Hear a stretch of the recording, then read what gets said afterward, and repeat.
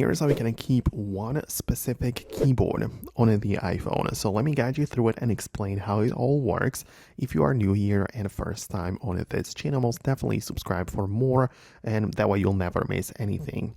Okay, so at first there are different types of keyboard. Like you can add more keyboards within the iOS where you add more languages, or you can also add different apps from the App Store which will also come with a keyboard.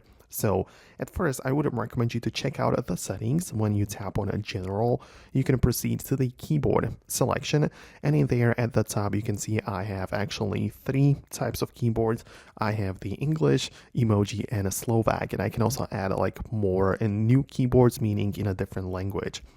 And that just means that whenever I access any kind of text field, I can hold down on the globe icon and switch between the 3 languages, right? So if I would only want to have one and keep one specific keyboard, I would delete the emoji as well as the other languages if I don't need them. To be honest, I don't really think that it's such a big deal to have more languages or more keyboards because they don't switch automatically. It only switches when I tap the globe icon and it just goes to a different language, right?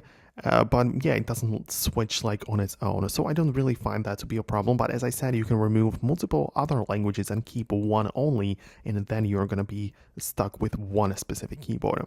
But then, as I mentioned, there are the third-party apps like the Gboard from Google or Microsoft, the Swift key from Microsoft, and those apps can also bring keyboard and integrate it into your setup right here. So you would be as well have the ability to switch to another third-party keyboard, so you can delete the app altogether if you don't need it. But yeah, that is all from me. I really hope that I can help you out. In case there are some more questions you have on your mind, let me know about them below in the comments. For now, that's gonna be about it, and I hope to see you later in the next tutorials as well.